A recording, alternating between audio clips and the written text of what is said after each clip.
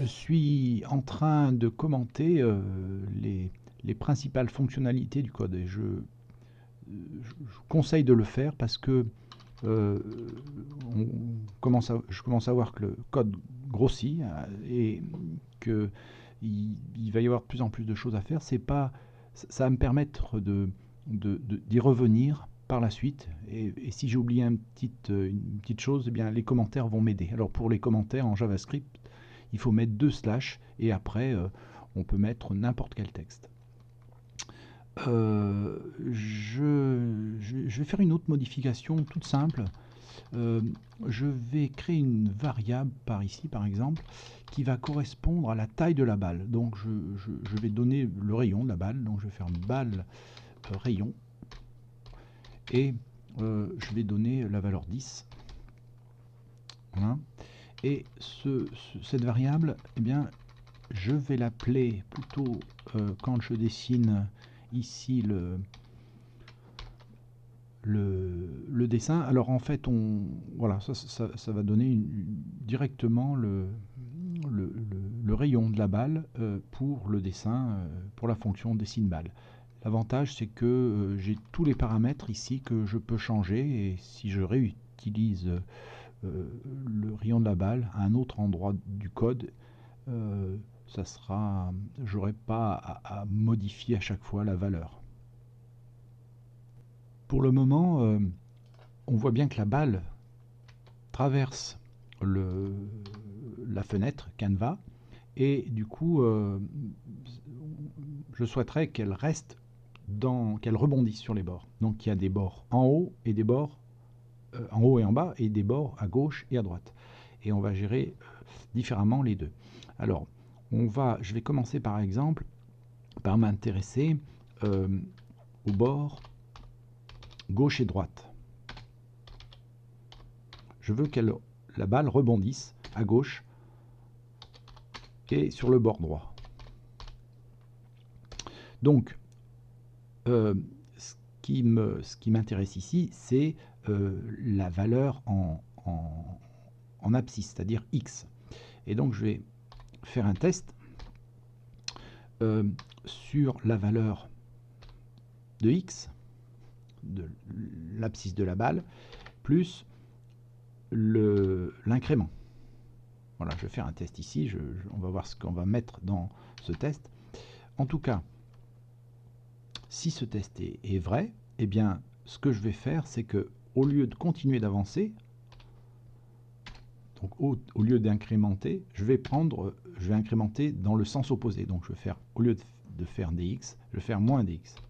C'est-à-dire que si la balle passe le bord, par exemple, droit, elle va plus incrémenter en positif, elle va incrémenter en négatif de façon à ce qu'elle revienne dans le canevas.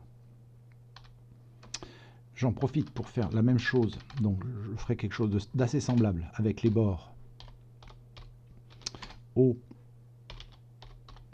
et bas.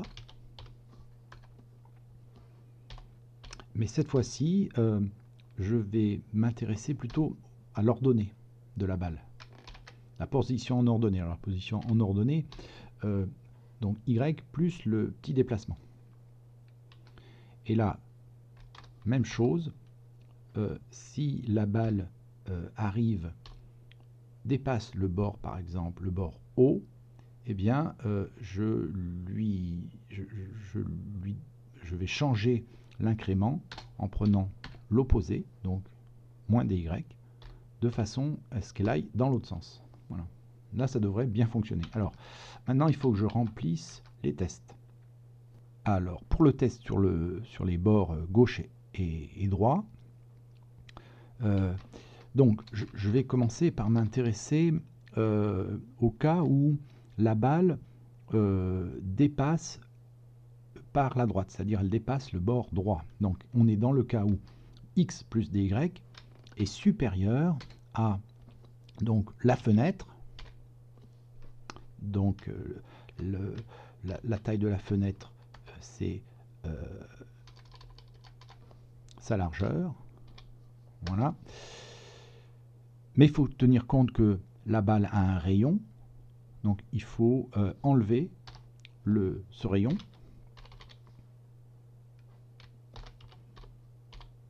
Donc là, c'est le cas où je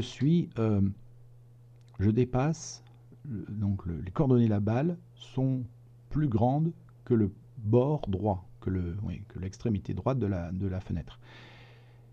Ça, c'est un des cas. Et l'autre cas, c'est quand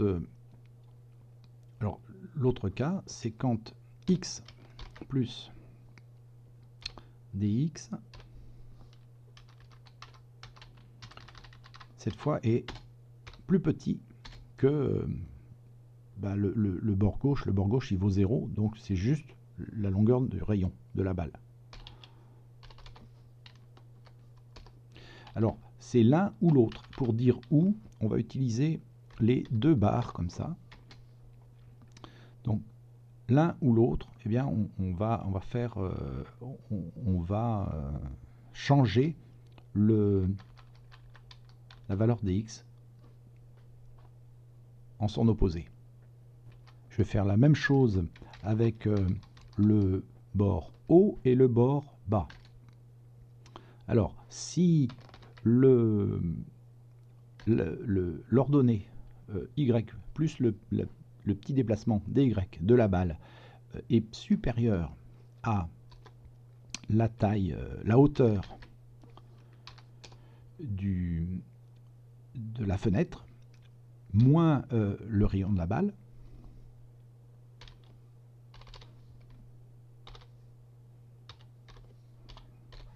ben là on a dépassé par le bas.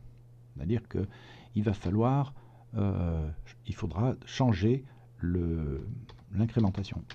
Et de la même façon, si on dépasse par le haut, donc dans ce cas-là, eh bien, c'est inférieur juste à 0 plus le rayon de la balle. Voilà. Je sauvegarde tout ça. Et on va tester.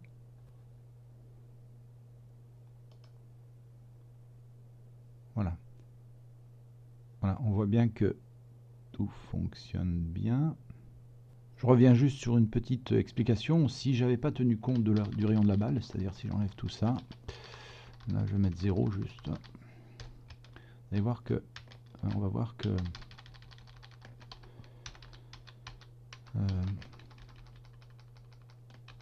la balle va rentrer un peu dans le bord de la fenêtre. Voilà. Je vais essayer de l'agrandir pour qu'on voit mieux. Voilà, maintenant je vais tester.